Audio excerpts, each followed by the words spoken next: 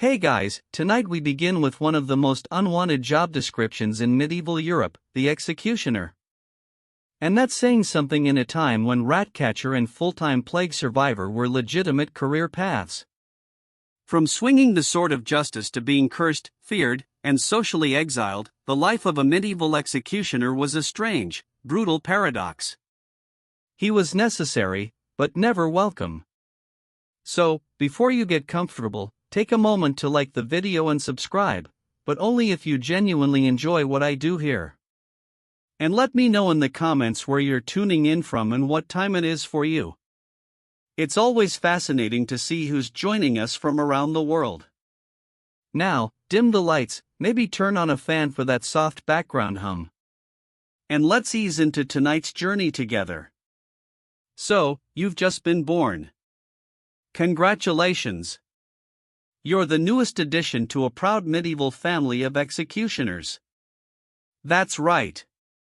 While other babies are wrapped in linen and destined to become bakers, butchers, or if they're lucky monks, you are gently placed in a cradle next to a whetstone and an axe.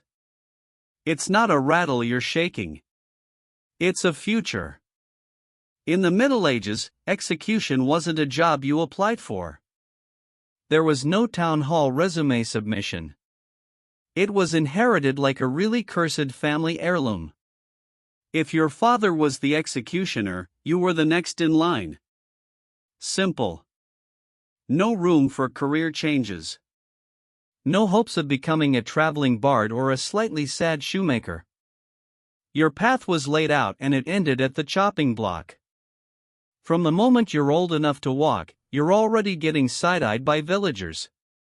Other kids run from you at the well. Adults lower their voices when you walk by as if your tiny toddler hands are already soaked in symbolic blood. Spoiler, they are symbolically, of course, for now. You grow up in a house where the family dinner table conversations are less "how was your day" and more "how many strikes should it take to get it clean?" There's no escaping it. Your toys might include miniature gallows, and your bedtime stories involve phrases like drawing and quartering instead of happily ever after. And it's not just the job, it's the reputation. You could be the kindest, most literate, soft-spoken child in the kingdom, and people would still treat you like you sneak into homes at night whispering threats to chickens. Your very surname might mark you. In some towns, entire family lines of executioners were labeled, tracked, and sometimes forbidden from entering churches, bakeries, or public baths. Hygiene and salvation, not for you. But hey, there are perks. You'll probably never get bullied too hard. No one wants to mess with the executioner's kid. The fear is real. You might not be liked, but you will be respected in the same way people respect thunder or very sharp knives. So, welcome to life. You didn't ask for this, but it's yours now forever. So, you've just been born. Hooray! A bouncing baby bundle of joy, swaddled in wool, baptized in holy water, and immediately cursed with generational trauma. You're the newest member of a family of executioners, medieval society's most necessary yet least invited profession. While other children are destined to churn butter or one day inherit a sheep farm, you've been born into the one job that guarantees everyone will avoid you like a coughing stranger during a plague year. Your future is set.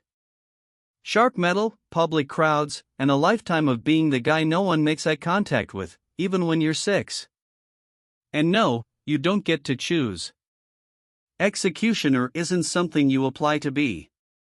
There's no medieval job fair with a booth that says, "Love justice, hate popularity, inquire within." If your dad swung the axe, guess what you're swinging after puberty? Even as a toddler, villagers whisper when you pass.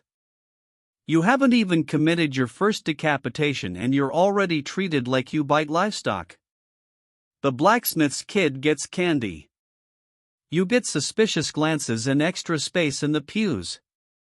That is if you're even allowed in church. And family dinners less. How was your day? And more.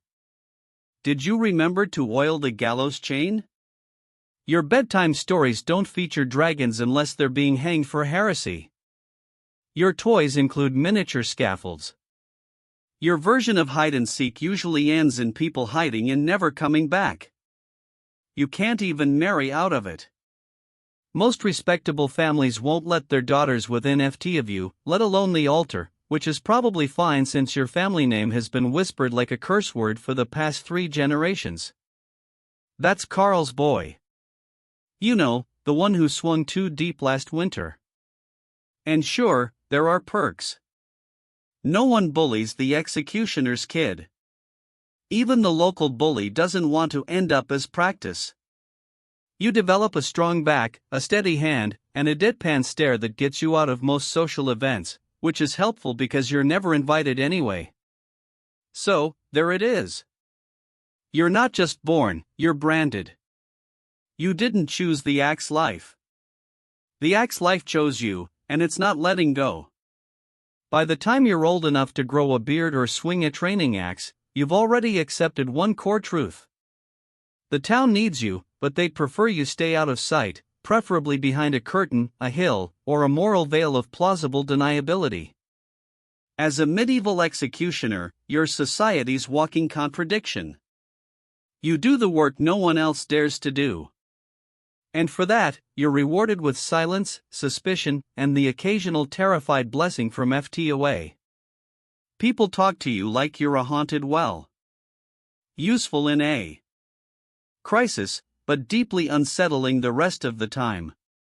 Needs someone publicly disemboweled? The town calls you. Needs someone invited to their daughter's wedding feast? Not a chance. You're the final solution to every problem the sheriff doesn't want on his conscience. And yet, once the deed is done and the head rolls into the hay, everyone suddenly remembers they had somewhere else to be. Usually anywhere that isn't next to you.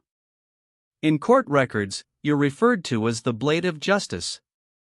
In tavern gossip, you're that creepy guy who probably talks to skulls. You could save a child from drowning, and someone would still whisper, yes, but how many people has he chopped in half? To them, you are both punishment and paranoia. A reminder that the law has teeth. Big, sharp, public ones. And let's not pretend it's just the peasants. Even nobles turn their noses up. They'll pay you in silver and pat themselves on the back for upholding justice. But you'll never be invited to dine in their halls, unless it's to demonstrate proper axe form between courses. Best of all, if something goes wrong, let's say you botch an execution or someone gets squeamish mid-torture, it's your head on the proverbial and possibly literal chopping block. The same crowd that cheered your last performance will turn on you faster than a spooked chicken. You're not a man, you're a tool, and everyone pretends you don't exist unless they need something violently removed. So, yes, the town needs you, but they'd rather you come in through the back door, wear a hood, and leave before sunrise. While other boys are learning how to plow fields, shoe horses, or if they're especially blessed, read, your education is a bit more specialized. You're not studying scripture or sewing techniques. You're learning how to sever spines in one clean stroke. Welcome to your childhood apprenticeship, where precision isn't optional and failure doesn't just cost lives, it ruins your reputation before you even get one. Your father or some grizzled older executioner with arms like tree trunks teaches you the sacred art of not messing up in front of a crowd. Because while everyone may pretend they hate what you do, they absolutely will judge your form, footwork, and follow through like it's the medieval Olympics. Your curriculum includes chopping techniques because missing the neck by even an inch turns justice into a comedy show. Anatomy because you need to know which bones are easiest to crack and which ones will make your axe bounce back in public humiliation. And stage presence because let's face it, every execution is a public performance. You're the final act, the main event, the reason people leave their farms and bring their kids to town square. Think of it as dinner theater, but instead of dessert, there's dismemberment. There's no practice dummy, unless you count the occasional pig carcass or extremely unlucky rebel. Most of what you learn is on the job. And let's be honest, everyone remembers your first time, especially if it doesn't go well. Especially if you freeze or shake, or heaven forbid, take more than one swing. Nothing haunts you like a half-beheaded criminal and an impatient crowd.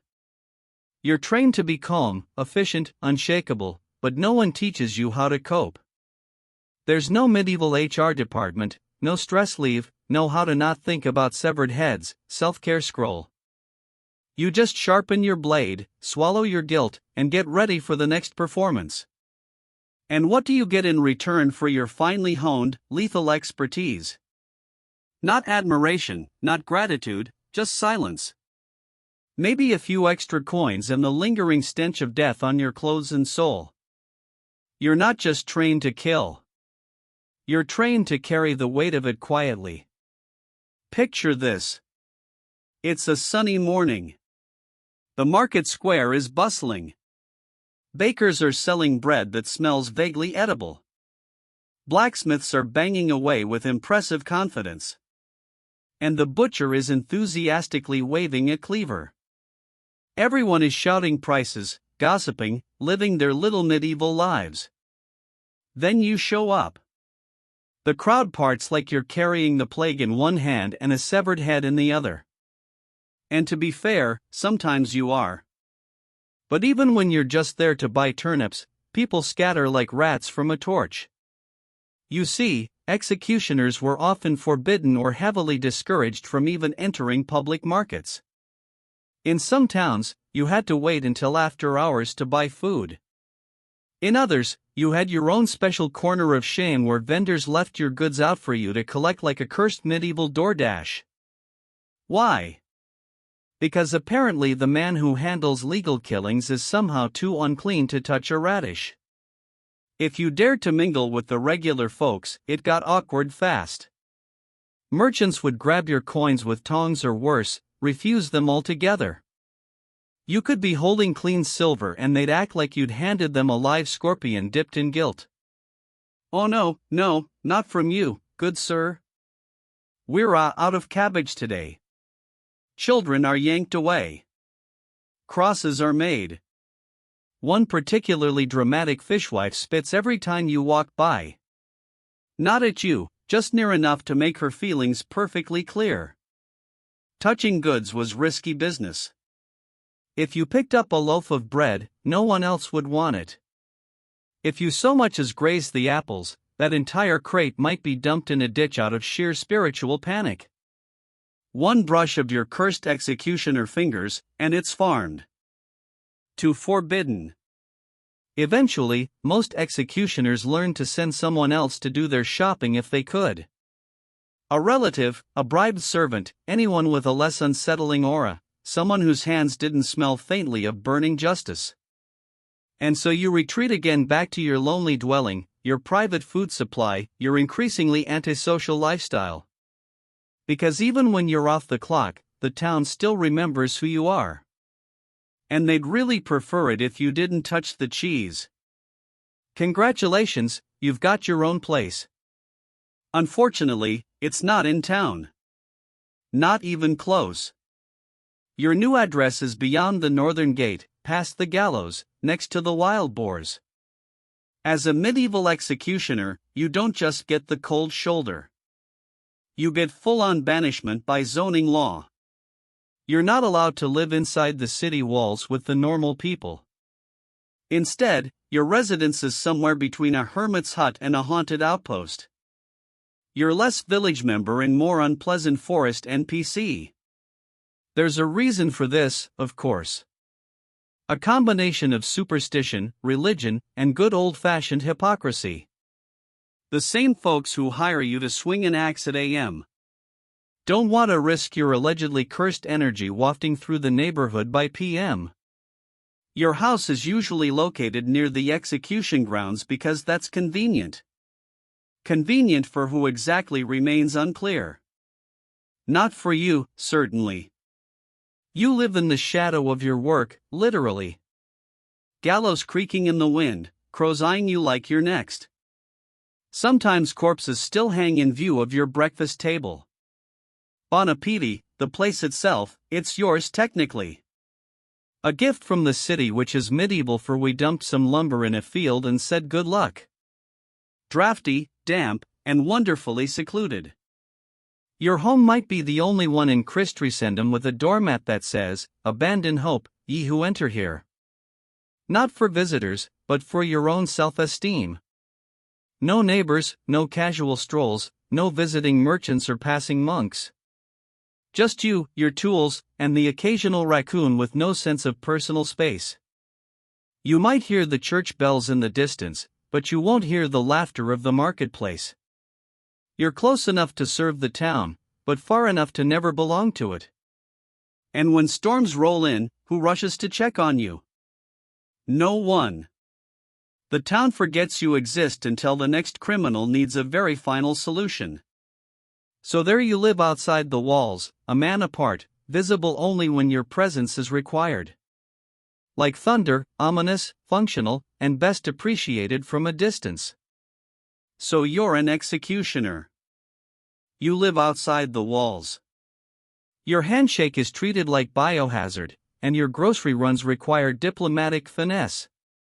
But surely you can find comfort in family, right? Right. Well, here's the thing. Medieval executioners did have families. They just had a hard time starting them. See, once your occupation is known, your dating prospects plummet faster than a heretic through a trapdoor. No one wants to marry the guy whose job description includes the phrase, "clean up arterial spray." Respectable families lock their doors when you walk by. Fathers hold their daughters closer. Even the town drunk who once proposed to a goat looks at you and says, "Bit much, don't you think?" So your dating pool ends up being shallow. Very shallow. Often the only people willing to marry executioners are other outcasts. Gravediggers, knackers, lepers, or if you're lucky, widows whose standards have taken serious structural damage. Romantic candle-lit dinners. Try conversations whispered in alleys so no one sees her talking to you. And if you do manage to marry and have children, they inherit your profession like a curse sewn into their skin. Sons are trained from youth to swing steel with surgical precision. And daughters, well, they carry the name, which is usually enough to be socially exiled by age 6. It's not so much a family as it is a legally necessary support staff. Your family can't attend festivals, can't walk through town together, can't pretend to be normal for even a single Sunday. If they do go to church, they sit in the back or they don't go at all. Because even salvation has bounces, and over time that isolation takes a toll. You love your children, sure, but you also pass them a future that smells like blood and loneliness. The family tree doesn't grow. It repeats. Same job, same shame. Same invisible wall between you and the rest of humanity. There are no proud portraits, no family crests, just a long line of people who wore hoods not to hide their faces, but because the world never wanted to see them in the first place. So, you've executed your duties literally all week. You've LPPED off heads, disemboweled a heretic or two, and maybe even cleaned your blade with holy water out of sheer anxiety. Surely, it's time to confess your sins, right? Light a candle. Say a prayer. Start fresh. Well, not quite. In the eyes of the medieval church, you're somewhere between necessary evil and walking contradiction. Yes, you enforce divine justice. Yes, you serve the state and uphold law and order, but also, and this is important, you kill people for a living, which inconveniently is a sin. And so despite doing God's dirty work, you are not exactly welcome in His house. Many executioners were outright denied confession. Some priests wouldn't listen. Others insisted you undergo ritual cleansing before stepping inside the church, which is tricky because no amount of soap washes away a reputation. And don't even think about receiving Holy Communion. That was reserved for clean souls. Yours is more of a permanent stain. It's a cruel irony.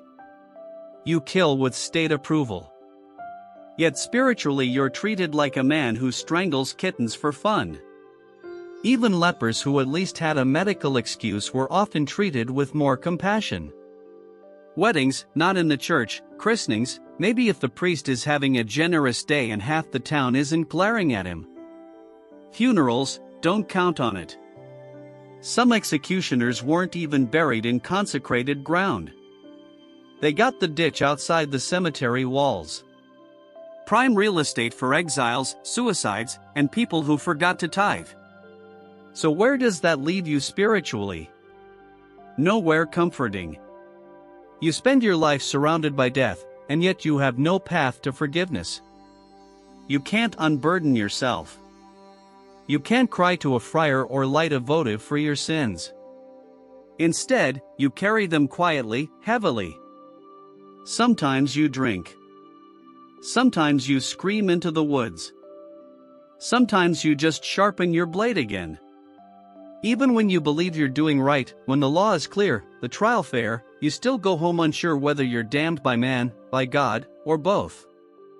Because even in a world where everyone sins, you're the one who made a profession out of it. There's nothing quite like the pressure of performing executions in front of a screaming crowd. It's part justice, part ritual, part public entertainment, and you're the main act. Forget about nerves. Forget about bad weather. The crowd doesn't care if your wrist hurts, if your stomach's empty, or if the axe is a little dull from last week's double hanging. They came to see a show. And you? You're holding the spotlight and the blade. The goal is simple. One clean swing. A fast, clean beheading is the gold standard. Anything less and the murmurs begin. Miss by an inch? The crowd gasps. Take a second swing. They groan. A third. Now they're booing. Some are laughing. One kid just started crying. Someone throws an onion. And let's be honest, you feel it, too. The shame, the failure, the victim still twitching on the block, the blood spurting wrong, your boots sticky with regret. You weren't trained for this part. The psychological shrapnel that comes from turning someone's last moment into a civic embarrassment. Sometimes the axe gets caught in bone.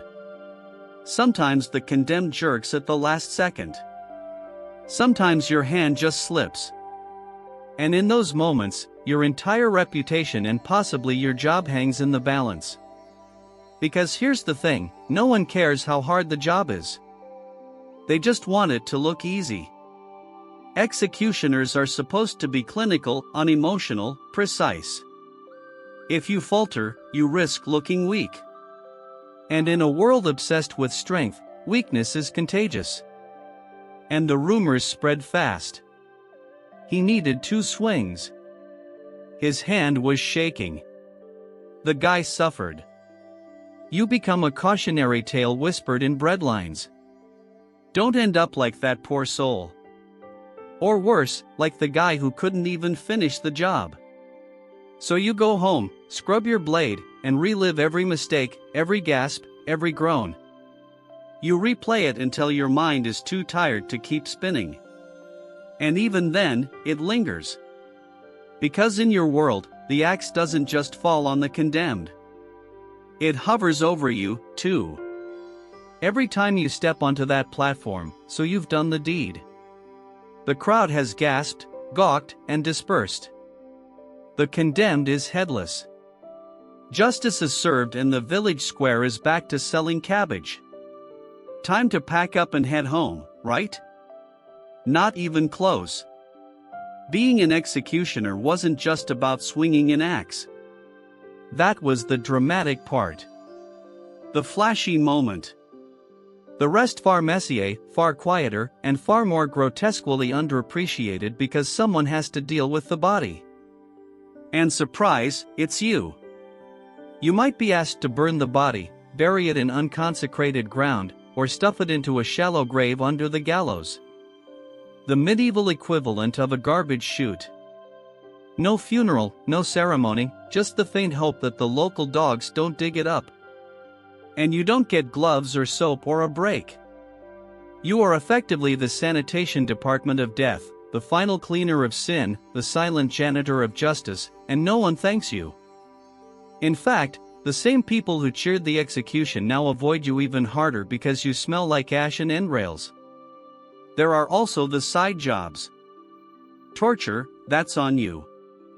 Branding criminals, you again. Public shaming setups. You're the guy with the hammer and nails. Sometimes they'll even have you flog someone while reading scripture aloud, multitasking your way through a moral meltdown. Oh, and if a noble demands discretion, guess who's cleaning up the noble's mess with zero witnesses and a very real understanding that if anyone talks, they're next? Executioner by title. Yes, but by function. Your medieval society's all-purpose horror technician. When the crowds disappear, the priests go silent, and the court scribes head back to their parchment. You stay behind. You finish the job no one else can stomach. For all the fear, revulsion, and existential dread wrapped around your role, being an executioner does come with one undeniable perk. You get paid. In fact, you're often paid more than your average peasant. Sometimes much more. Executions, torture sessions, dismemberment duties, they all come with a tidy purse of silver. Add in bribes for extra discretion or making it quick.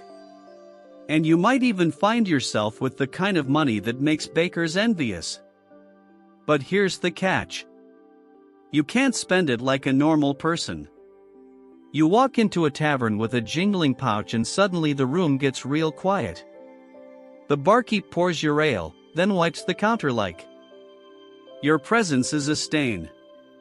You tip him double. He still won't look you in the eye. You go to buy a new tunic, and the tour hands you the finished product with tongs. The coins you give him are real, but to him they're cursed. Blood money, he mutters as if the silver will bite him. And heaven forbid you try to give charity. One time you tried donating to the church. They took the donation, then used it to pay someone else to clean the holy relics just in case. Sure, you can accumulate wealth. You might even build a small home with actual furniture. Rare for your class. But the irony, the more you earn, the more isolated you become. You're rich, yes, but rich like a dragon hoarding gold in a cave, alone and feared. People assume the money makes up for the stigma, that a heavy purse balances a heavy conscience.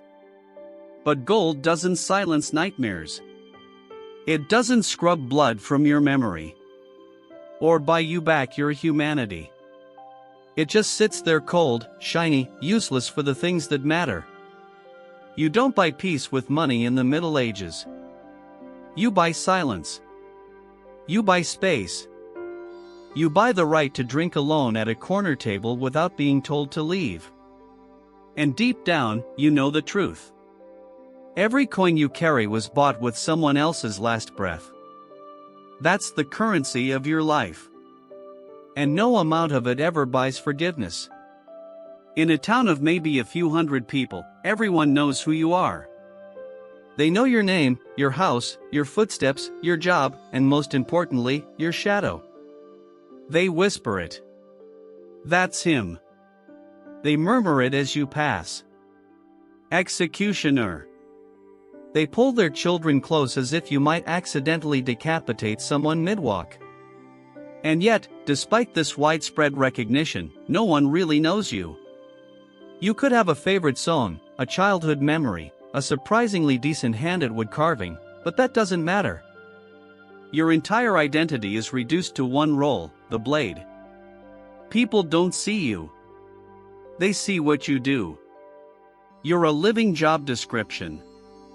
Even when you're off duty, just walking to buy onions, people cross the street like you're contagious. No one asks how you're doing.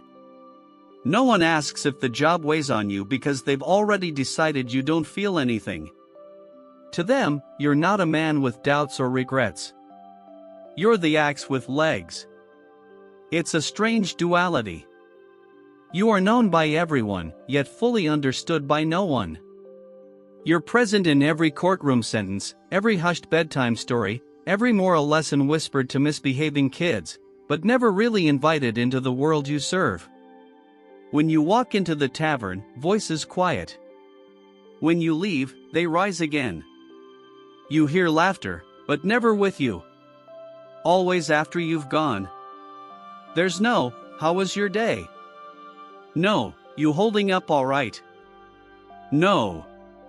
Do you ever wish it was different? If you speak too much, you're unsettling. If you say nothing, you're cold. If you smile, that's the worst. It's creepy. The man who swings the sword shouldn't be smiling ever. And so over time, you play the part. You become the figure they already believe you are. Grim, silent, and carved from stone. You learn to stand still, to nod, to fade. Because while everyone in town knows your name, not a single one of them knows you. You're a myth with a pulse, a necessary ghost, familiar in function, alien in everything else. After a long day of dismemberment, blood-stained boots, and polite public trauma, you finally return home to your charming little hut outside the walls, surrounded by silence and a slight smell of iron. You take off your cloak, you lay down your axe, you sit at the edge of your straw mattress and try to be human again, but the nightmares are already waiting. You lie down and close your eyes. And there they are, the faces.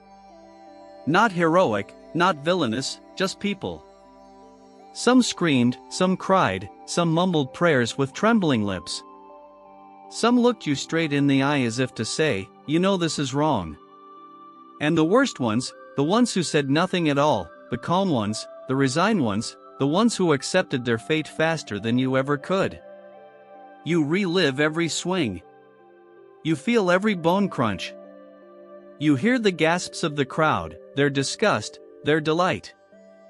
You see the bodies falling in slow motion like tragic marionettes with their strings cut. There's no escape. Not in sleep, not in silence, not in drink. Believe me, you've tried. You start to flinch at everyday sounds. The clatter of firewood, the snap of rope, the creak of wooden stairs. All reminders, all echoes. And you never forget the ones you botched, the blade that hesitated, the cut that went crooked, the moan of someone who was supposed to die faster. You carry that. No one checks on you. There's no medieval counselor for post-traumatic decapitation disorder. You don't write letters. You don't cry in public. You stare into the fire and hope your soul doesn't go fully numb before your hands do. Sometimes late at night, you ask yourself, what if they were innocent? What if justice got it wrong? What if I got it wrong? But you already know the answer doesn't matter because the sentence was passed. The crowd gathered, the axe fell, and the nightmares stayed. You were trained to kill, not to grieve. But your dreams didn't get the memo. So you wake up with clenched fists, aching temples, and blood that won't wash away because it's not on your hands anymore. It's in your head. The thing no one tells you when you become an executioner is this. You don't retire. There's no farewell feast, no pension, no golden axe mounted on a plaque.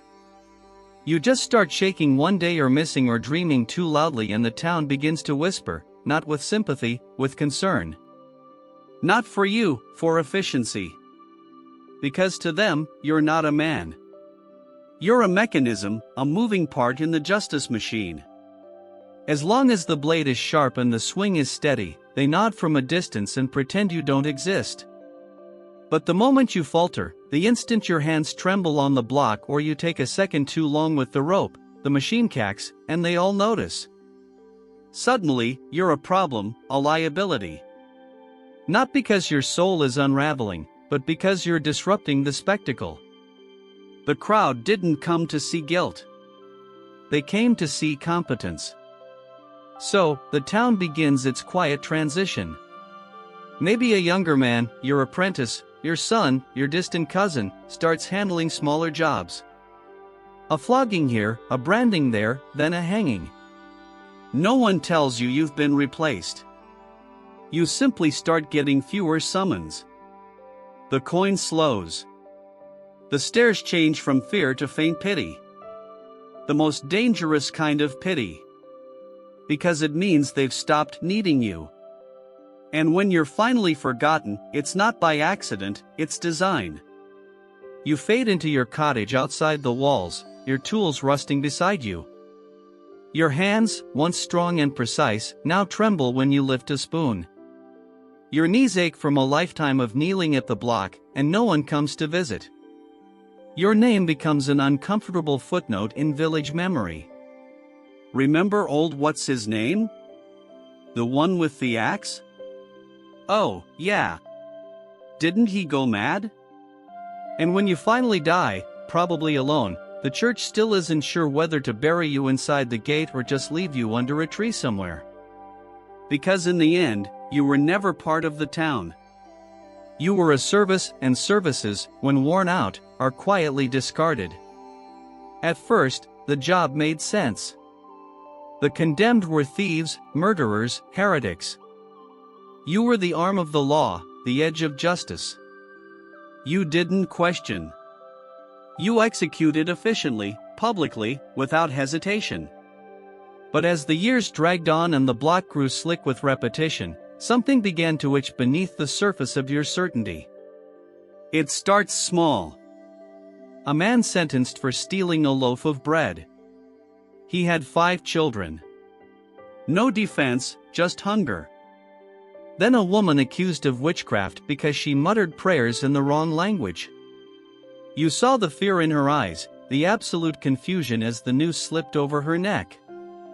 And then the nobles, the ones who ordered deaths not because of guilt, but because of politics, land, jealousy, or the need to make someone disappear. You start to realize you're not just burying criminals. You're burying secrets. The executioner's block becomes a filter, one that sifts out the inconvenient, the poor, the powerless. And you're the final stamp, the one who makes it irreversible.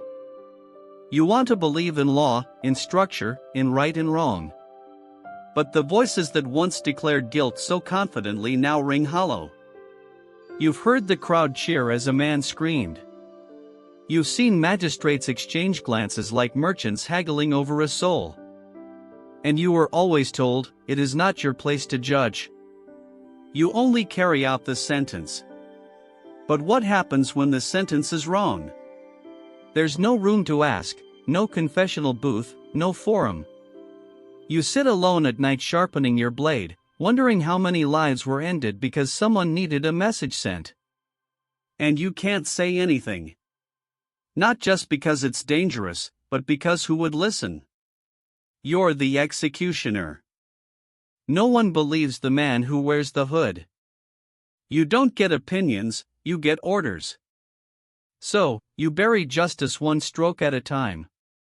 Not because you want to, but because you have to. Because in this world, truth is a luxury. And you're just the broom that sweeps it under the scaffold. And the worst part, you're starting to think you were never justice's sword. Just its gravedigger. You spent your life in service. Not to glory, not to gold, not even to justice, just to duty, the grim, blood-soaked kind no one talks about at feasts. And when your end finally comes, it isn't dramatic. No poetic final words. No family gathered at your bedside. Just a cough that doesn't go away. A slow fade in a straw-stuffed bed that still smells faintly of iron and damp rope. One final breath and that's it. No bells toll. No priest rushes to your side. No one weeps. Your body is found by a local boy. Or maybe not found at all until the smell becomes a problem. The town clerk marks your passing in one sentence scribbled on the back of a tax ledger. Executioner, deceased, replacement pending. There's no funeral procession, no carved headstone, maybe a wooden marker if someone remembers, but it won't last the winter. You're not buried in the churchyard, of course. You're laid in the earth outside the gates. The same gates you were never allowed to pass through in life. Executioners, after all, were unclean, tainted, useful, disposable. You were the one who buried hundreds. And yet no one truly buries you. The town moves on quickly. There's always another blade, another son, another poor soul who inherits the job like a curse wrapped in tradition. In the years to come, people might speak of you in fragments. The one who beheaded that baron. Remember the one who drank alone and never looked anyone in the eye. Or worse. What was his name again? Your legacy isn't stories or children or peace. It's silence. It's absence. It's the space you filled that no one wants to talk about. And maybe that's fitting. You spent your life ensuring the guilty were forgotten. You just didn't realize you'd be forgotten with them. So, in the end, your death mirrors your life. Necessary, but never mourned. Because in medieval society, you were never meant to be remembered. You were meant to be endured. And now you're finally not. It all started with water running through a ditch. On January 10th, a man named James W. Marshall, working on the American River near Call, California, looked down and saw something strange glinting in the sun. At first, he didn't believe it. It was just a tiny yellow flake. Could have been fool's gold. But no, it passed the scratch test. It was real gold. Actual gold. He ran to tell his boss, John Sutter, who was less than thrilled. Sutter wasn't thinking about riches. He was thinking about land. He was building an agricultural empire, and he knew what a gold discovery meant. Chaos, stampedes of strangers, squatter claims, and the end of his carefully laid dreams. So, the two men tried to keep it quiet. Spoiler. They failed miserably. Within weeks, the rumors spread like wildfire, literally faster than the mail system. Locals were showing up with pans and pickaxes. People abandoned jobs mid-shift. Sailors jumped ship in San Francisco and vanished into the hills. Newspapers didn't even bother fact-checking. Gold found in California was printed like gospel. And then all hell broke loose. That summer, President Polk confirmed the discovery in a speech to Congress. That was it. The genie was out of the bottle.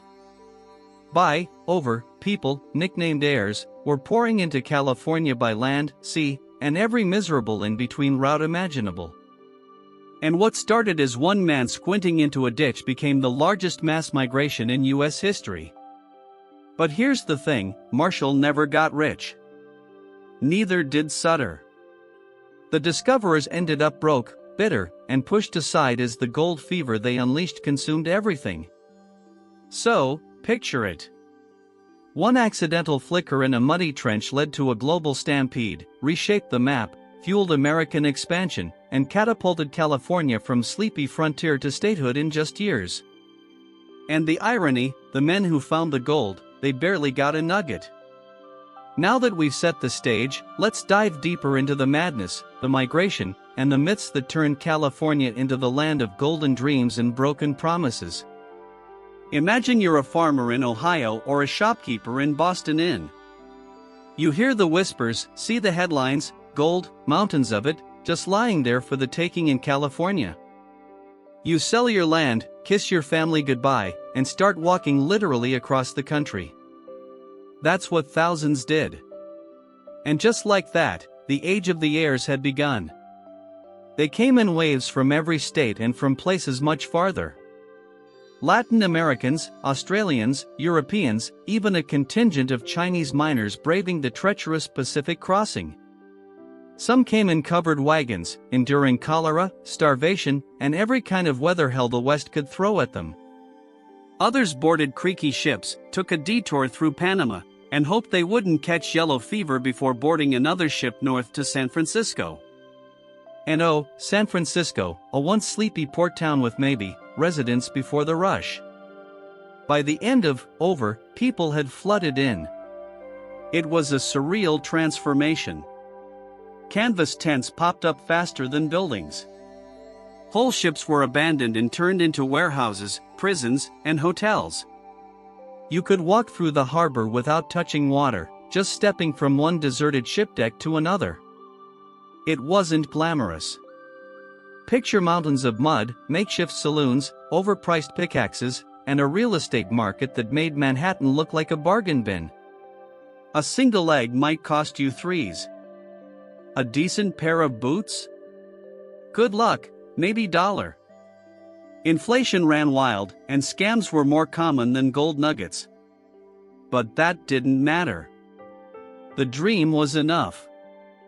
Gold fever had its grip. Some struck it rich in a single afternoon. Others dug for years and died penniless. The rivers of the Sierra Nevada became clogged with miners, each swinging a pan, hoping their next scoop would change everything. This migration changed more than just California. It altered the entire American psyche.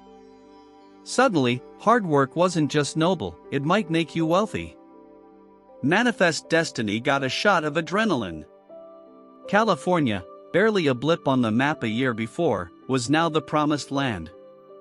Of course, when thousands of desperate men pile into the same few valleys with shovels, things get tense. So, you've made it. You've walked across deserts, survived dysentery, and maybe even dodged a few bandits. You've reached gold country. Congratulations. Now, the real misery begins. Mining wasn't a glorious treasure hunt. It was backbreaking, soul-crushing labor. Forget chests full of gold coins. This was hours spent knee-deep in freezing rivers, swirling pans of gravel, praying to find a glimmer. Most didn't.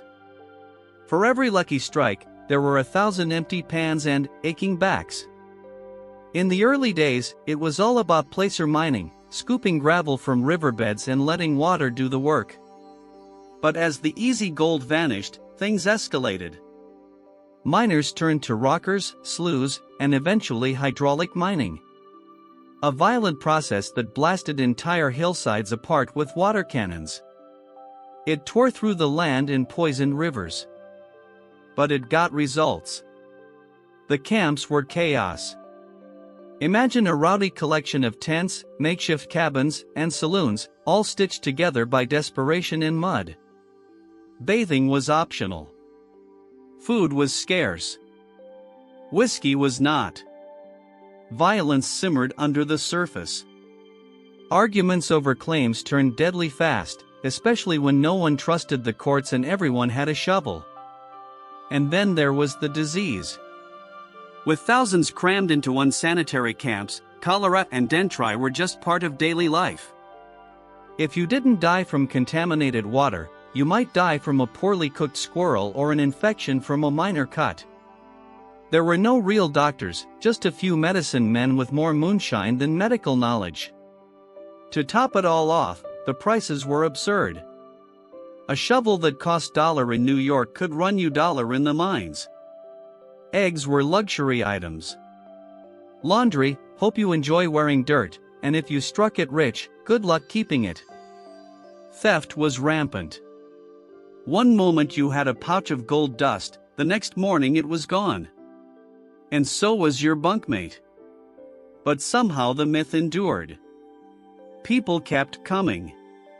The hope, the gamble, the raw possibility of it all was enough. Where gold went, people followed. And where people went, chaos wasn't far behind. The gold rush didn't just create mining camps. It birthed entire towns overnight.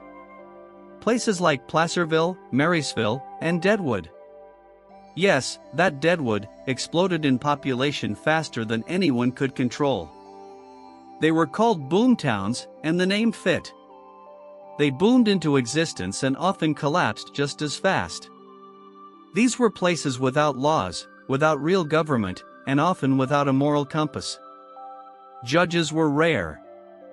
Sheriffs were rarer. And the gold, it made men desperate. If you didn't stake a good claim, someone might steal it. If you did stake a good claim, someone might still try to steal it or just shoot you and take it. Enter the vigilantes.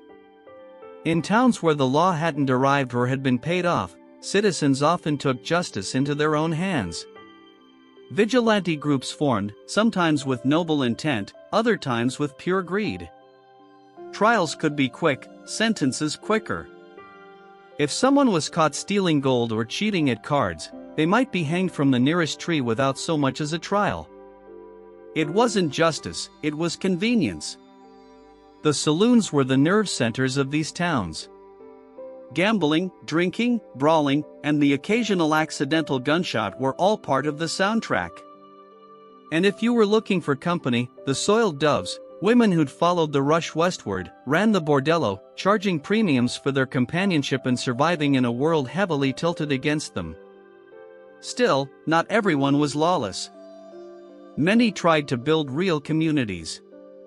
Churches sprang up, schools opened, and newspapers began circulating. San Francisco even formed a committee of vigilance to root out corruption and ended up becoming more powerful than the actual government. One strange detail: gold wasn't always used for buying things. It was too easy to shave off. Instead, people traded in gold dust, literally measured by tiny brass scales on the bar counter. A pinch might get you a meal, a full pouch, a night you might not remember. But boom towns weren't built to last. Once the gold dried up, so did the population. Many towns were abandoned, becoming ghost towns almost overnight. While prospectors chased dreams of wealth, others paid a price that was far higher than gold. The California gold rush wasn't just a story of fortune. It was also one of displacement, violence, and racial injustice. And the first to suffer were the Native American tribes. California's indigenous peoples had lived in the region for thousands of years. But once the rush began, they were driven from their lands with brutal speed. Forests were cut down, rivers poisoned by mercury and sediment, and hunting grounds overtaken by miners and boomtowns. Some tribes were forced into servitude under the guise of apprenticeships. Others were outright massacred. State-sanctioned militia campaigns were even funded to remove native populations. It was nothing short of a disaster. In just 2 decades, California's native population plummeted by nearly %. And then came the waves of immigrants, especially the Chinese. By the early tens of thousands of Chinese laborers had arrived in California. Most intended to work, earn money, and send it home to their families. But what they got instead was suspicion, racism, and harsh taxes. California passed a foreign miners tax targeting the Chinese specifically. They were banned from owning land, from testifying against white men in court, and from mining without paying extortion-level fees. Yet, despite these barriers, many Chinese miners endured. They formed tight-knit communities, reworked abandoned claims, and even built the backbone of future infrastructure, laying tracks for the Transcontinental Railroad. Just a few years later, Mexican and Latin American miners were also pushed out, often violently. Despite having legitimate claims and gold mining experience, they were rounded out of towns, labeled greases, and stripped of their rights. And African Amines, both free and enslaved individuals, came west seeking opportunity. Some did find it, establishing businesses, farms, and even newspapers. But the racial lines were always shifting and the promise of freedom came with no guarantees. Slavery wasn't legal in California, but loopholes were exploited by Southern slaveholders who brought enslaved people with them under other names. The gold rush transformed America. But it also revealed its deepest contradictions. It was a land of opportunity, yes, but only for some. Gold didn't just glitter. it greased the gears of a transforming nation. The California gold rush injected a seismic jolt into the U.S. economy. Gold exports from California totaled over $1 million. That's billions in today's dollars. That kind of influx doesn't just fill pockets. It fills banks, backs currencies, and fuels industries. Suddenly, California wasn't a sleepy western frontier. It was the epicenter of national attention, wealth, and ambition. But there was one big problem. California wasn't a state. It wasn't even organized territory in the traditional sense. It had been acquired in after the Mexican-American War. But governance was a mess. The sudden flood of settlers made it clear something had to be done and fast. So just years after the first gold nugget was found, California became the ascent state. That's warp speed for U.S. expansion. And unlike many other Western territories, it bypassed the awkward adolescent years as a territory. Straight to statehood, no waiting in line. But there was a catch. California was admitted as a free state, banning slavery. This sent the already fragile balance between free and slave states into a tailspin. The South was furious. The North was energized. And the political tension pushed the nation one step closer to civil war. Meanwhile, back in California, the wealth kept flowing. And not just from gold. Entrepreneurs realized that the miners were the real gold mine. A German immigrant named Levi Strauss began selling tough canvas pants that miners couldn't tear through and invented blue jeans. Leland Stanford sold supplies to miners before going on to help build the Transcontinental Railroad and found Stanford University. That railroad, by the way, became the artery connecting California's gold to eastern markets. Before the railroads, it took months to reach California by land or sea. With trains, a matter of days. The gold rush didn't just spark economic growth. It sparked infrastructure, commerce, and a boom in Western migration. And while California grew richer and more connected, the U.S. realized something else. Whoever controlled the West might just control the future. If the gold rush turned men into legends, it also turned landscapes into battlegrounds. The earliest mining efforts were relatively low impact. Pans, shovels, maybe a rocker box along a riverbank. But as the surface gold ran out, miners turned to more aggressive methods. That's when things got ugly. By the mid-s, hydraulic mining arrived. Picture this. Massive nozzles called monitors shot water with enough pressure to blast entire hillsides apart. Entire mountains were turned to mud slurry in the hunt for tiny flakes of gold. It was fast, efficient, and utterly devastating. Trees were flattened. Hills disappeared. Rivers ran brown for miles. Sediment from hydraulic mining clogged ravines and flooded farmlands. The once fertile Central Valley began drowning under tons of mining debris. The Sacramento and San Joaquin rivers overflowed, not just from rainfall, but from the unnatural buildup of displaced earth. Crops died. Towns flooded. Fish populations collapsed. It wasn't mining. It was slow-motion environmental warfare. Miners also used mercury to help separate gold from sediment. It worked, but the mercury didn't disappear. It seeped into soil, flowed downstream, and poisoned ecosystems. To this day, mercury from the gold rush era is still found in California's waterways nearly 2 centuries later. Eventually, the destruction became impossible to ignore. In the U.S., a group of Central Valley farmers sued a hydraulic mining company in a case that became a national landmark. Woodruff Vare North Bloomfield Gravel Mining Company. The farmers won, and in hydraulic mining was effectively banned. The first major environmental ruling in U.S. history. But the damage had been done. The California landscape had been reshaped, sometimes beyond recognition. Forests turned to barren mud flats. Hills hollowed out and never recovered.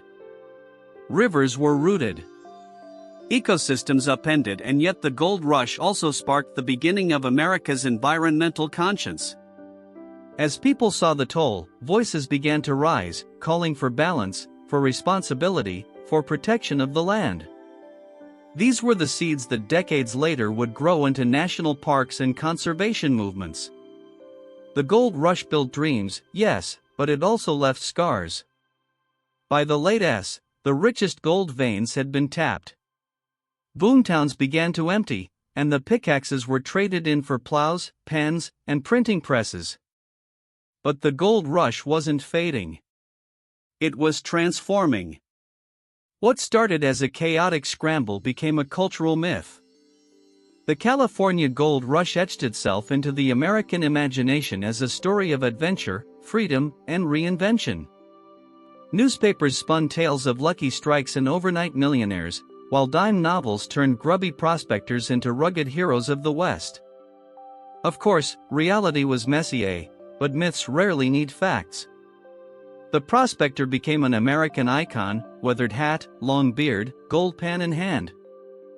Never mind that most real miners were broke, or buried in shallow graves. The image stuck. California became synonymous with opportunity. The American dream suddenly had a location. Even phrases we still use today were born in this gold-soaked era.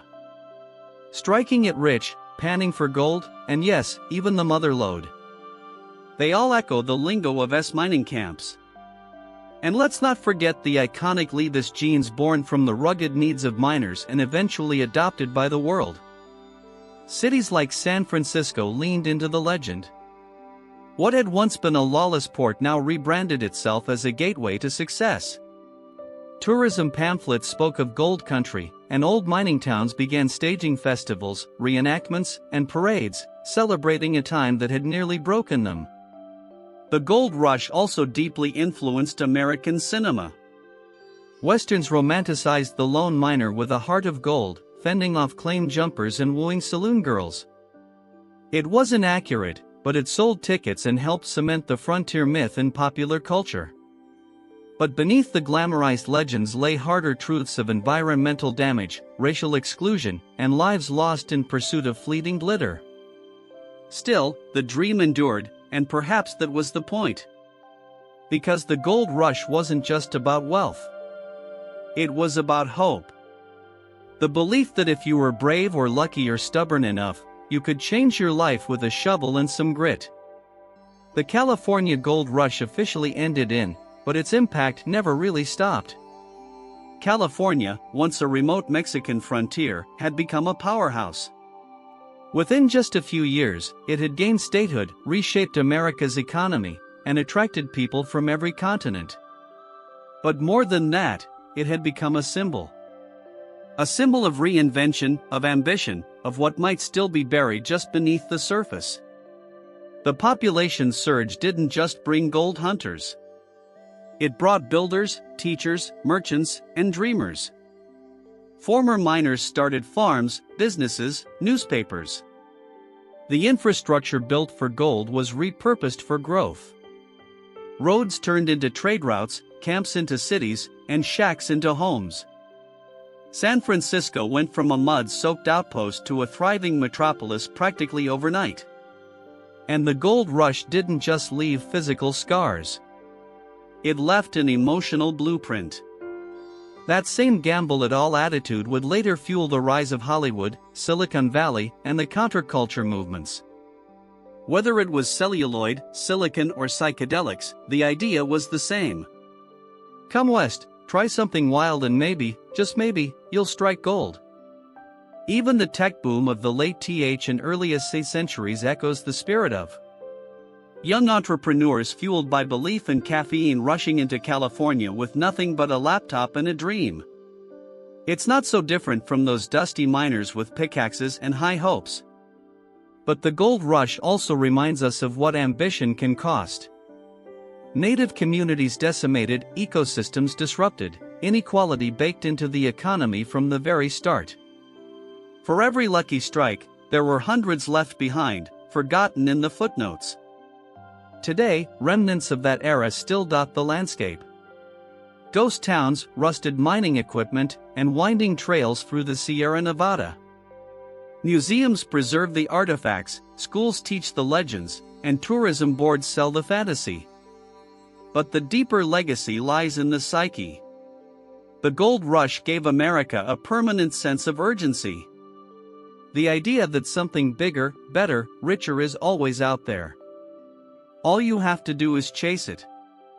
So when you hear the phrase California Dream, remember it started with a shimmer in the dirt and 1,000 men willing to risk everything for a shot at something more.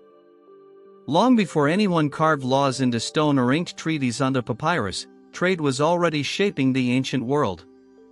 It began not with maps or merchants, but with footsteps.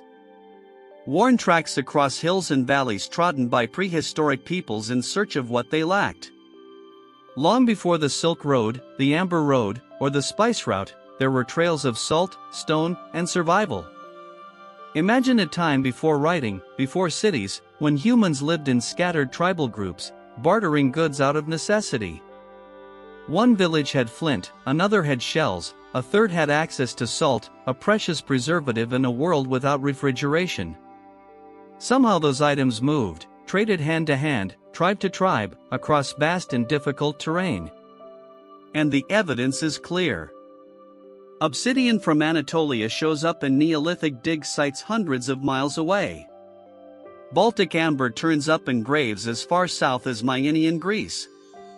Someone long before borders and bureaucracy was moving these goods. These first trade routes were not carved or engineered. They were organic, dictated by nature. Rivers became highways. Mountain passes became corridors. Forest trails became lifelines. And with each passing generation, these paths grew more defined. Hunters became traders and traders became messengers carrying not only goods but also gossip stories and even early religious ideas. Trade wasn't just about objects.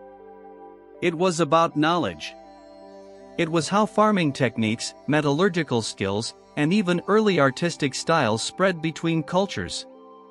A tribe that learned how to smelt copper from another might change its entire way of life. A decorative motif shared through traded pottery might inspire a whole new artistic tradition. These exchanges were slow, often spanning generations, but they were revolutionary. And all of this happened before writing existed. The legacy of these early routes lies in their persistence. Many later trade roads, like parts of the Silk Road or the Arabian incense trails, followed the same general paths first used by prehistoric traders. These invisible highways were the nervous system of early human connection, a web of trails that wove the world together long before anyone ever drew a map. By B.C.A., the scattered barter trails of prehistory had evolved into something more sophisticated. Structured commerce between cities, kingdoms, and eventually empires.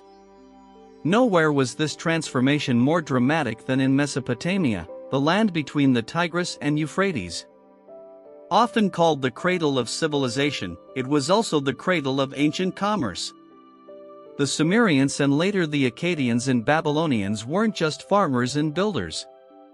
They were traders and they knew the value of keeping records. Around this time, they developed cuneiform, one of the earliest known writing systems. At first, it was used to track goods. How much grain was traded? How many goats exchanged? What quantity of beer was delivered to the temple storehouse? In other words, writing was born out of the need to manage trade. These Mesopotamian cities didn't have everything they needed. So, trade became essential. They imported timber from the Levant, copper from Oman, tin from Iran, and precious stones like lapis lazuli from what is now Afghanistan. In return, they exported textiles, grain, oil, and intricately crafted goods. The merchants who facilitated this trade weren't adventurers. They were professionals, often backed by temples or royal houses with contracts, ledgers, and risk-sharing agreements. Mesopotamia's trade routes extended overland and along waterways. The Euphrates and Tigris served as the main arteries, with barges fing goods between cities like Uruk, and Babylon. Overland, caravans of donkeys carried goods north to Anatolia or east toward Elm. Trade wasn't just economic, it was political. Alliances were forged through exchange. Kings sent gifts to secure peace, and merchants acted as informal diplomats carrying messages between distant lands. The concept of a merchant class began to emerge. These weren't nobles, priests, or warriors. They were specialists in negotiation, risk, and logistics. And they wielded real influence. In time, their presence became essential to the stability of these early urban economies. Mesopotamia showed that trade could bind cities together, create wealth, and drive innovation. It transformed exchange from necessity to system, from handshakes to contracts. While Mesopotamian merchants ruled the rivers and overland routes of the Near East, another civilization rose to dominate the seas, the Phoenicians. By B.C. These master sailors from the Levantine coast, modern-day Lebanon, and parts of Syria and Israel, had transformed the Mediterranean into one of history's most active maritime trade networks. The Phoenicians didn't build empires through conquest. They built them through commerce. Their city-states, notably Ty, Sidon, and Byblo, were small but fiercely independent, and they shared a common gift, the sea. With narrow strips of land and limited agriculture, these cities turned to the waves for survival. And they did more than survive. They thrived. Phoenician ships were fast, durable, and ahead of their time. They pioneered the use of biremes, ships with 2 rows of oars, making long-distanciance sea travel more efficient and reliable. These vessels crisscrossed the Mediterranean, trading everything from timber and glass to the famed Tyrian purple dye, extracted from sea snails and worth its weight in gold. But perhaps their most lasting legacy was what they carried along with their cargo, the alphabet. The Phoenician writing system with its continental letters would go on to inspire Greek, Latin, Arabic, and Hebrew scripts, the backbone of modern written communication. They established trading posts from Cyprus to Carthage, from Sicily to southern Spain. Carthage itself, which later became Rome's fiercest rival, started as a humble Phoenician outpost. These coastal colonies created a commercial network that rivaled any terrestrial empire. And Phoenician trade wasn't just about moving goods. It was about cultural diffusion. Through their interactions, they spread technologies, religious practices, and art styles across 3 continents. Egyptian scarabs ended up in Iberian graves. Babylonian cylinder seals were found in Greek islands. A web of connection grew, tied not by blood or blade, but by trade. Yet for all their influence, the Phoenicians left behind few monumental ruins. Their legacy is quieter, found in shipwrecks, scattered pottery, and the alphabets we still use today. As seafarers like the Phoenicians turned the Mediterranean into a commercial superhighway, another equally vital network was thriving far from the coast. Across the vast deserts of North Africa and the Arabian Peninsula. These were the trade routes of camel caravans, ancient highways etched into sand, where survival was earned mile by mile. The desert may seem like a barrier, but for ancient traders, it was a corridor. Long before paved roads, camel caravans connected Sub-Sahara and Africa with North Africa, the Levant, and Arabia. These routes moved gold, salt, frankincense, myrrh, ivory, slaves, and stories. The camel, known as the ship of the desert, made it all possible. Domesticated around B.C., the dromedary camel could endure scorching heat, travel days without water, and carry loads of up to pound. In North Africa, the trans-Saharan trade routes flourished between kingdoms like Ghana, Mali, and later Songhai. These were not barren wastelands. They were networks of oases, market towns, and fortified caravans arise where traders rested, watered their camels, and exchanged goods under starlit skies. Gold from the Niger River basin traveled north, often traded weight for weight with salt, a vital resource in the tropics. Salt from the Sahara was cut into massive blocks and transported south, forming the backbone of empires. Meanwhile, in Arabia, the incense trade was booming. Frankincense and myrrh, harvested in southern Arabia, modern Yemen, and Oman were highly praised in Egypt, Mesopotamia, Greece, and Rome for their use in temples, medicine, and burials.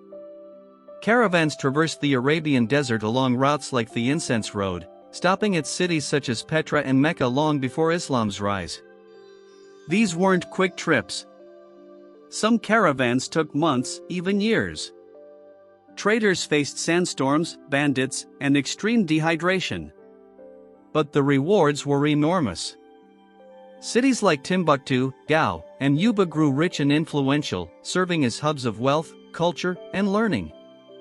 What the desert trade lacked in monuments, it made up for in resilience. These routes connected continents, empires, and faiths. They stitched together Africa, Arabia, and beyond, one hoofprint at a time. No ancient trade network captured the imagination or reshaped the world quite like the Silk Road. Spanning over him from China to the Mediterranean, it wasn't a single road, but a tangled web of caravan trails, mountain passes, and river crossings that would together the destinies of entire civilizations. It began in earnest during the Han Dynasty around the ND century BCE when the Chinese Emperor Wei sent envoy Zhang Qian westward in search of allies. What he found instead was opportunity. The discovery that distant peoples were eager for China's most luxurious export, silk. Lightweight, durable, and practically glowing, silk became a sensation across Central Asia, Persia, and eventually Rome, where senators paid fortunes to wear it, and then nervously declared it decadent and dangerous. But silk was just the beginning. East met West in the form of goods, ideas, and even diseases. From China came porcelain, tea, and paper. From India, spices, gemstones, and Buddhism. Persia offered carpets, glacier, and horses. Rome and later Byzantium exported wine, olive oil, and fine metalwork. Every link in the chain brought something new and received something unexpected. The road itself was brutal. Traders crossed scorching deserts like the Taklamakan and climbed icy peaks in the Paliars. Bandits lurked at every pass, and merchants rarely made the full journey. Instead, goods changed hands dozens of times, passed along like whispers through markets and caravanserais. Cultural exchange flourished alongside commerce. Monks, missionaries, and musicians traveled these paths, spreading philosophies and fables. The Silk Road didn't just carry merchandise. It transported mathematics, astronomy, medicine, and art. The spread of Buddhism from India into China and beyond is one of the Silk Road's most profound legacies. Cities like Samarkand, Kashgar, and Dunhuang became cosmopolitan centers where languages mixed in temples stood side by side. Entire empires rose and fell around controlling key stretches of the route from the Parthians to the Sogdians to the Mongols. And then came the Black Death, likely carried along these same routes in the th century, reminding the world that trade also moves what we can't see. While the Silk Road carried caravans across mountains and deserts, the Indian Ocean offered a liquid superhighway, one that was faster, cheaper, and in many ways even more influential. By B.ce. The Indian Ocean Trade Network was already humming with activity, connecting East Africa, Arabia, India, Southeast Asia, and eventually China in a vast web of commerce and culture. Unlike the chaotic unpredictability of land routes, the Indian Ocean had a rhythm, the monsoons. These seasonal winds were predictable, one direction in summer, the opposite in winter. Skilled sailors learned to ride these wind cycles, allowing for planned round trips across vast distances. Thanks to the monsoon system, a merchant ship could sail from East Africa to India, load up with goods, and return months later with time to spare. What did they carry? Everything from India: black pepper, cotton textiles, ivory carvings, and later sugar and indigo. From Arabia: frankincense, myrrh, horses, and dates. East Africa offered gold, slaves, and exotic animal products. Southeast Asia traded in spices, nutmeg, cloves, and cinnamon that were so valuable they could be worth more than gold per ounce. This wasn't just about raw materials. It was about ideas. Islam spread rapidly along these maritime routes, not by conquest, but by commerce. Muslim merchants established communities in Indian ports on the Swahili coast and as far east as Indonesia. Local rulers often converted for economic advantage, embedding religion into trade. Ports like Calicut, Zanzibar, and Malacca became multi-ethnic melting pots. You could hear Arabic, Tamil, Swahili, and Chinese spoken in a single market. These weren't backwaters. They were global hubs centuries before globalization became a buzzword. Ship technology also advanced rapidly. The dhow with its triangular sail became the vessel of choice. Agile and fast. Chinese junks, massive ships with multiple decks and watertight compartments, later joined the mix, especially under the voyages of Admiral Django in the th century. What made the Indian Ocean trade special wasn't just its scale, but its collaboration. Unlike the territorial empires on land, the sea trade relied more on mutual benefit than brute force, at least until later European intervention. As trade routes matured, powerful empires began to realize something crucial. Controlling the road meant controlling the wealth. From the Persian royal road to Rome's stone highways to the mountainous trails of the Inca Empire, these overland routes became tools not just of commerce, but of dominance, diplomacy, and statecraft. Let's start with the Achaemenid Persians. By the 5th century BCE, their royal road stretched over Him from Susa to Sardis. It was the logistical backbone of their empire, allowing messengers, soldiers, and merchants to move rapidly across 3 continents. Stations were placed every few miles with fresh horses and guards. A royal courier could cover the entire road in just over a week, unheard of for the time. And along with messages, merchants flowed too, paying tolls that filled imperial coffers. Next came Rome, whose obsession with roads was legendary. All roads lead to Rome wasn't just a saying, it was policy. Roman roads were feats of engineering laid with stone cambered for drainage and marked by milestones. The via begun in BCE connected Rome to southern Italy and became the prototype for a network that eventually spanned over Asia. These roads allowed for fast troop deployment, tax collection, and yes, trade. Goods from the provinces flowed into the heart of the empire. Egyptian grain, Spanish silver, Syrian glass, and African ivory. Far across the ocean, another road empire flourished, the Incas. Without wheels or horses, they built one of the most astonishing road systems in the world. The Chapac-Nayan or Inca road spanned over through the Andes. It linked the empire's mountainous spine from Colombia to Chile. Runners called chasquis relayed messages and small goods across suspension bridges and steep cliffs. The Incas used llamas for transport and imposed strict control over who could use the road, ensuring state dominance over trade. In all these empires, roads weren't just about movement. They were about control. They allowed rulers to project power, enforce taxation, and regulate commerce. Traders used them, but always at the pleasure of the state. By the fall of Rome and the rise of medieval kingdoms, many ancient trade routes had decayed or been abandoned. Yet, the desire for connection and profit never disappeared. In fact, the medieval period saw old routes revived and new ones forged by a surprising cast of characters. Religious pilgrims, crusaders, merchant guilds, and ambitious city-states. Religion was a powerful motivator. Pilgrimage routes across Europe, like the Camino de Santiago, became arteries of movement. Pilgrims weren't just carrying faith. They carried money, supplies, stories, and even new ideas.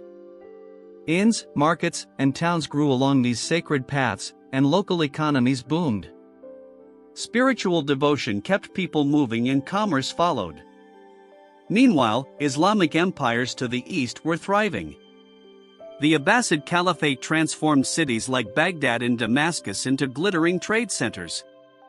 Muslim merchants expanded trade into Sub-Sahara and Africa, Central Asia, and even China, linking the Islamic world to the revived Silk Road.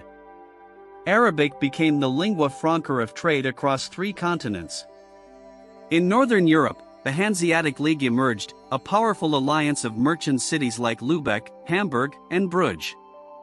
They controlled the flow of goods across the Baltic and North Seas, trading salt, furs, grain, and timber. With their own navy and legal systems, they weren't just traders. They were an economic superpower. Italian city-states like Venice and Genoa took trade to the next level. Positioned perfectly between East and West, they became middlemen for luxury goods arriving from Asia via the Eastern Mediterranean.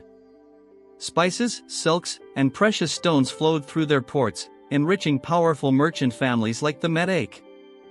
Then came the Crusades. While they failed to reclaim the Holy Land, they succeeded in reopening and expanding east-west connections. European crusaders returned not just with scars but with silks, spices, and new appetites. The result, a booming demand for Eastern goods and renewed interest in the overland and maritime trade routes that could deliver them. Guilds emerged to protect local economies and standardize trade. Markets became fairs. Fairs became towns. Towns became cities. Trade wasn't just reviving. It was institutionalizing. By the late 10th century, the world was on the verge of a dramatic transformation. The age of ancient trade routes was giving way to a new era, one driven by sails, cannons, and global ambition.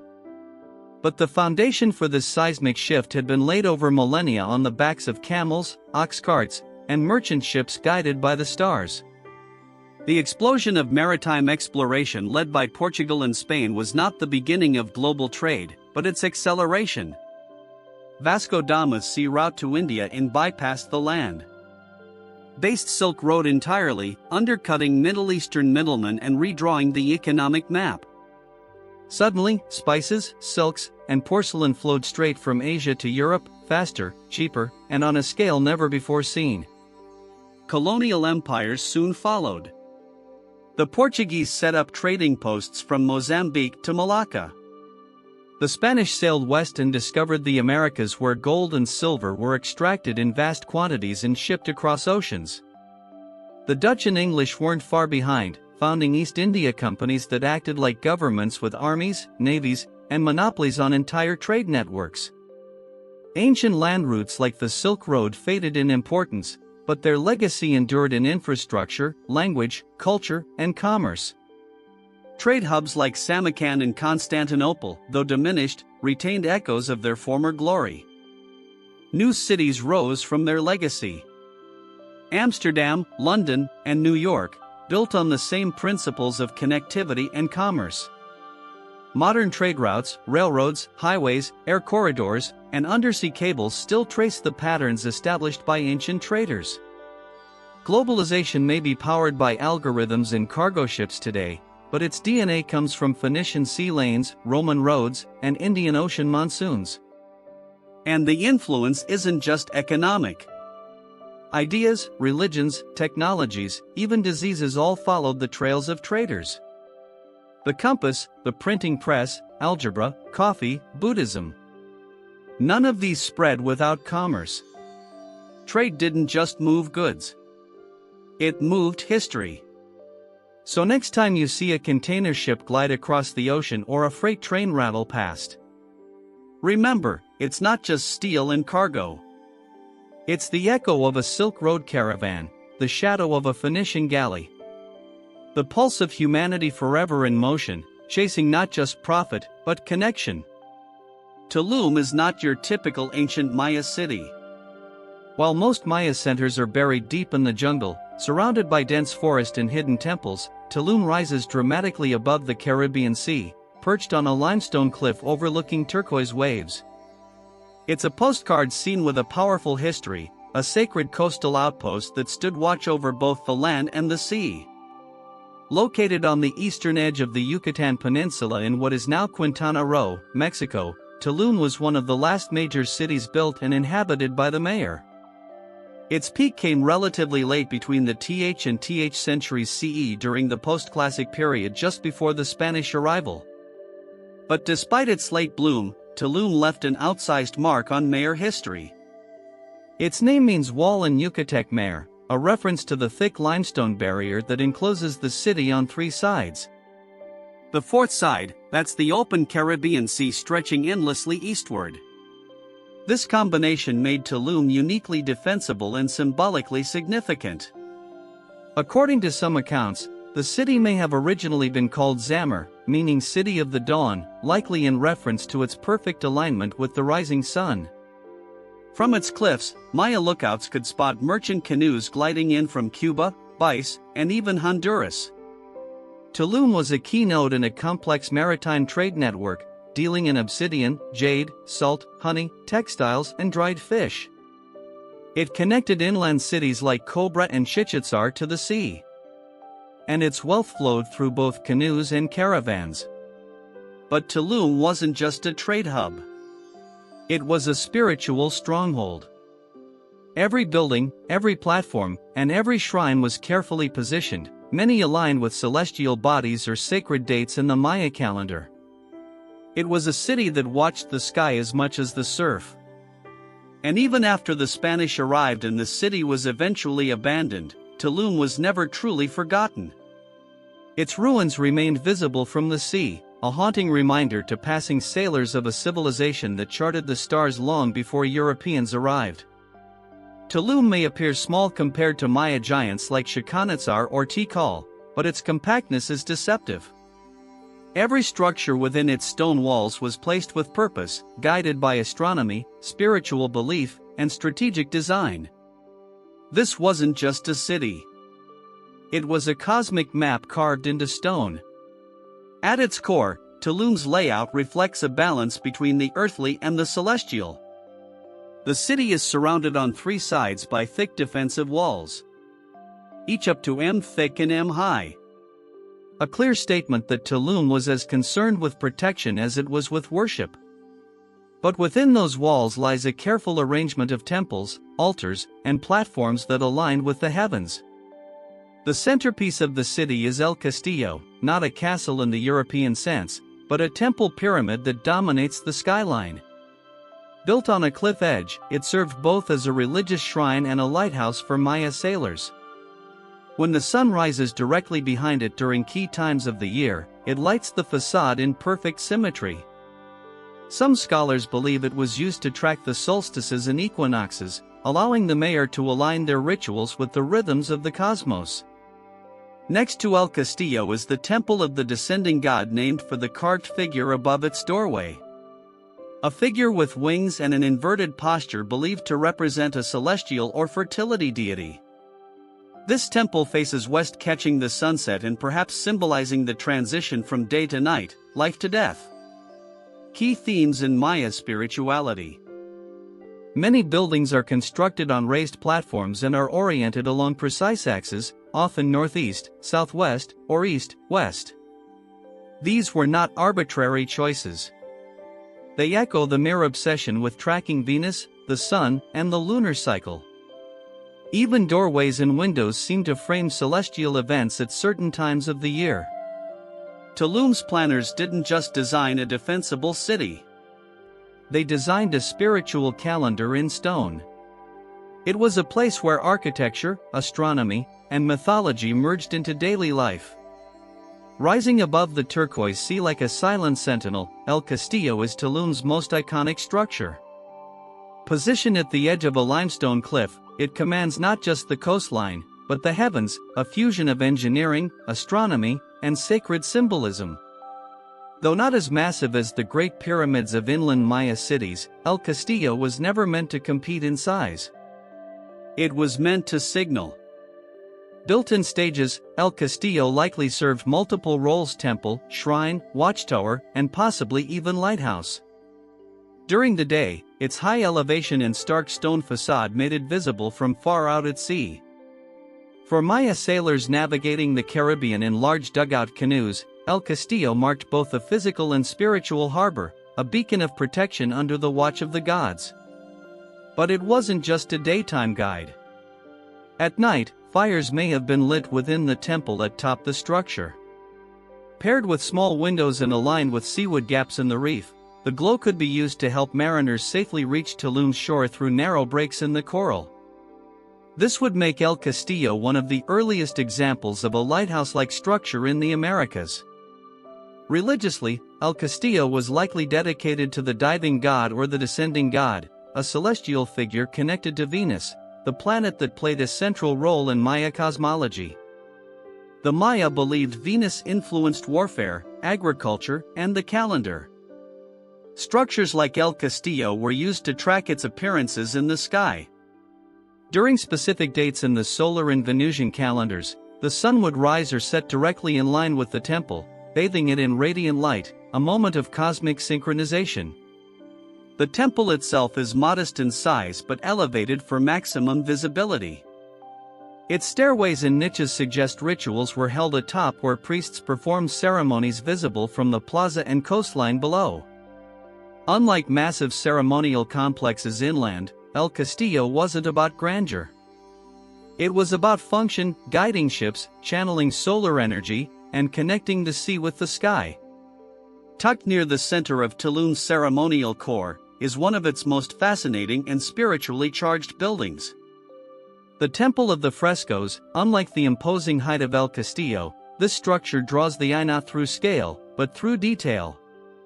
It's a multi-level temple complex rich with symbolism, iconography, and some of the finest surviving Maya murals on the Yucatan coast. The temple served a dual purpose, as a shrine and as an observatory. The upper level likely functioned as a ritual space for priests, while the lower chamber housed painted murals and stone carvings that brought the Maya cosmos to life. Though weather and time have eroded many of the original pigments, enough detail remains to offer a stunning glimpse into Maya spiritual thought. Inside the fresco depict a pantheon of gods, deities, and supernatural creatures. Most prominent among them is the descending god, often shown upside down. A rare and intriguing figure in Maya art. This god associated with Venus, fertility, and possibly bees appears in multiple places throughout Tulum, reinforcing his importance to the city's identity. The murals also show scenes of creation, underworld journeys, and cosmic battles. Sky bands, earth monsters, and celestial symbols swirl together in a painted narrative that reflected the Maya view of a multi-layered universe. For the Maya, the world was divided into three parts: the heavens above, the earthly realm, and the watery underworld below. All of which appear in these frescoes in striking visual form. On the exterior, the temple is adorned with stucco masks and niches, some of these likely held offerings or small idols. Columns support the portico, giving the structure an almost Greco-Maya appearance, a rare architectural feature in this region. Astronomically, the Temple of the Fresco is thought to have been aligned with key solar events. Windows and sightlines may have marked solstices or equinoxes, helping priests maintain the sacred calendar. It was both a house of worship and a timekeeping device, as functional as it was beautiful. Among Tulum's sacred structures, none is more enigmatic than the Temple of the Descending God. Modest in scale but rich in symbolism, this temple is dedicated to one of the most mysterious deities in the Maya pantheon. A figure depicted upside down, wings or headdress flared, descending from the heavens. His image appears throughout Tulum, suggesting a guardian presence, a celestial overseer of the city perched between sea and sky. Located just to the west of El Castillo, the temple stands atop a small platform. It features a single-room sanctuary with a narrow stairway and a prominent niche above the doorway. And there in the niche is the defining element, the stucco relief of the descending god. Head first, knees bent, arms outstretched as though mid-flight or mid-fall. No one knows his true name, but scholars have linked him to Kinicheo, the sun god, or possibly to a bee deity revered for its role in pollination and honey production, essential elements in Maya agriculture and ritual. The descending posture is rare in Maya art and architecture. Typically, deities are shown upright, enthroned, or in combat. But here, the inverted figure suggests a spiritual inversion, a messenger between worlds, bringing divine influence down into the human realm. Some interpretations connect him to Venus, the morning star, a powerful celestial body in Maya astronomy, associated with cycles of war, rebirth, and sacrifice. The temple itself is aligned to capture the light of the setting sun, creating a dramatic visual spectacle during certain times of the year. This alignment may have signaled ritual dates or seasonal transitions. For Tulum's priests, such moments weren't just beautiful. They were divine appointments. Inside, the temple would have held offerings, incense burners, and possibly the ashes or bones of elite individuals. Though small, it was a site of intense spiritual significance, a space to commune with the sky, interpret omens, and perform rites under the watching gaze of the descending god. This figure, with wings spread and body inverted, became a symbol of Tulum itself, a city that stood on the edge of land between sky and sea at the turning point of the calendar and the cosmos. While Tulum is celebrated for its temples and astronomical alignments, its physical defenses tell a different kind of story, one of protection, strategy, and geopolitical awareness. Unlike most ancient Maya cities, which sprawled openly across the landscape, Tulum was built like a fortress. 3 massive stone walls encircle the inland sides of the city, while the fourth edge ends in a sheer cliff above the Caribbean Sea. It wasn't just sacred, it was secure. The walls are impressive even today. Up to m thick and as high as m in some places, with narrow passageways that could easily be defended. These weren't symbolic boundaries. They were practical military installations built to repel raiders, pirates, or rival city-states.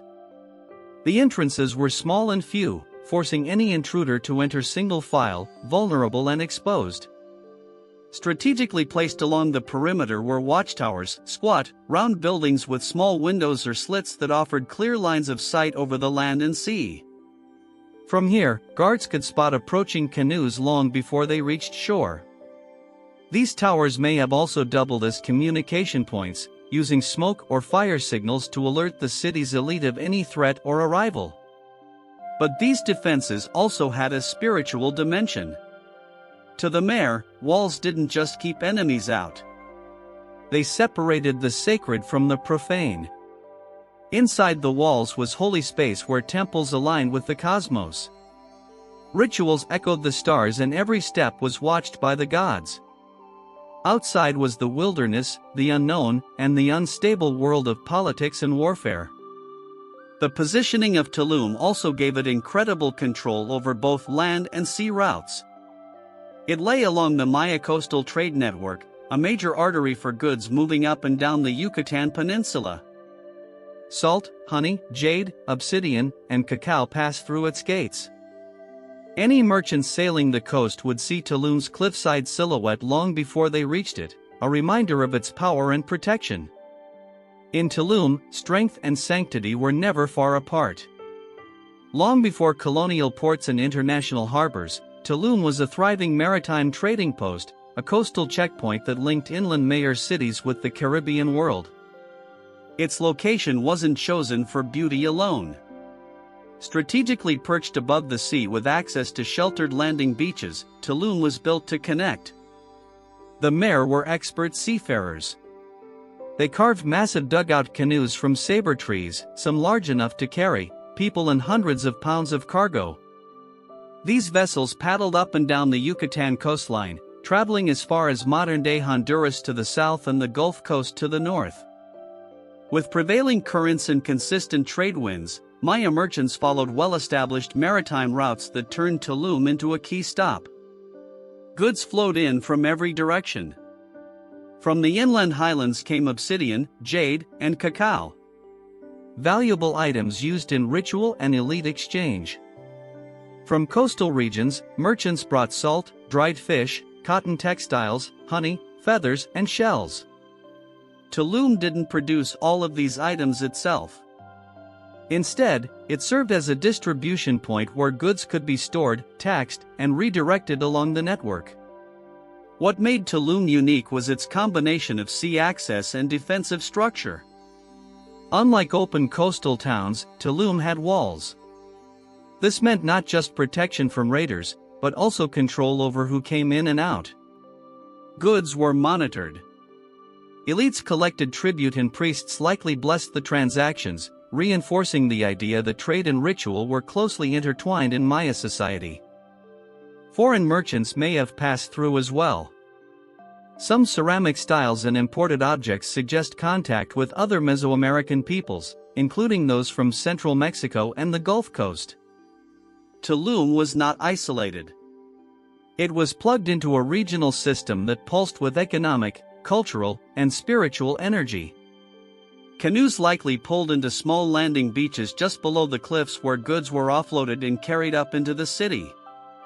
From there, they could be exchanged, stored, or carried inland by human porters to major cities like Khobar. Tulum was a crossroads not just of geography, but of identity.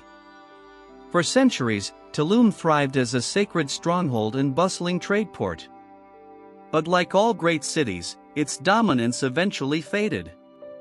By the time the Spanish arrived in the early 10th century, Tulum was still standing, but already in decline. Its walls remained intact, its temples still visible from the sea. But its golden age was clearly behind it. So what happened? Tulum's decline was likely gradual, not catastrophic. There's no evidence of war or violent destruction, no signs of mass fire or invasion. Instead, it seems the city slowly lost its strategic importance. As trade networks shifted and larger inland centers like Chichén and Mayapan rose and fell, Tulum's influence began to wane. The economic arteries that once flowed through its gates may have rooted elsewhere. There's also the broader context of Maya civilization. By the late post-classic period, many Maya cities were already experiencing political fragmentation, shifting alliances, and declining populations. Environmental stresses, including droughts and soil exhaustion, likely contributed to the instability across the Yucatan. These factors would have rippled out to Tulum, even if it was more coastal and less dependent on agriculture. Then came the Spanish. In Spanish explorer Juan de Gralva sailed past Tulum. His crew noted the city's tall stone buildings and imposing walls. They were struck by its scale and structure. A few years later, during Hernán Cortés' expedition to Honduras, the Spanish again passed by Tulum, remarking on its beauty and the towering temple that stood like a sentinel over the sea. But they did not stop to conquer it. Not right away. By the end of the 10th century, however, Tulum was abandoned. Whether through disease, disruption of trade, or the cultural upheaval brought by colonization and Christianity, its people gradually left. What remained were empty temples, wind-worn walls, and the echo of rituals once performed beneath the stars. Yet, Tulum never fully disappeared. Unlike many jungle-wrapped Maya ruins, it stood exposed. Visible from the water, a ghost city on the cliff. Sailors passed it for centuries, its silhouette a marker of a world that had slipped into memory. Long after its last incense burned and its final traders departed, Tulum stood silent above the sea, not lost, but waiting. Unlike jungle cities like Palenque or Calakmul, Tulum was never completely buried. Its cliffside perch kept it visible to sailors and locals alike. But it wasn't until the 10th century that it re-entered the world's historical imagination. Two explorers, John Lloyd Stephens and Frederick Catherwood, arrived in Tulum during their now famous expedition through the Maya world. Stephens, an American diplomat, and Catherwood, a British artist, were among the first Europeans to document the ruins in detail. Catherwood's illustrations of El Castillo and the Temple of the Descending God memed European readers, and Tulum quickly gained fame as one of the most photogenic and accessible Maya sites. Archaeological work increased in the 10th century. The Mexican government began preservation efforts, stabilizing structures, and clearing vegetation. Unlike deeper jungle ruins, Tulum was relatively easy to access and soon became a popular destination. Not just for historians, but for tourists, photographers, and spiritual seekers. Today, Tulum is one of the most visited archaeological sites in Mexico. Thousands walk through its stone gates each day, past temples that once aligned with the stars and walls that once defended sacred ground. Visitors stand where Maya priests once charted Venus in the sky and where sailors once saw the city emerge like a vision from the waves. Yet the real magic of Tulum lies in what it continues to reveal. New studies are using LiDAR scanning and satellite mapping to uncover more about the site's original layout and its connections to inland cities like Khobar. Scholars are still debating the true identity of the descending god, the precise function of El Castillo, and the exact reasons for the city's fall. But beyond the questions, Tulum remains a symbol of Maya resilience, architectural genius, and cosmic curiosity. It reminds us that ancient people weren't isolated in the past. They navigated oceans, tracked stars, built observatories, and structured cities around cycles larger than themselves. Tulum isn't just ruins on a cliff. It's a living testament to a civilization that saw the universe as something to align with, not conquer. And that vision still echoes every time the rising sun spills across the stone.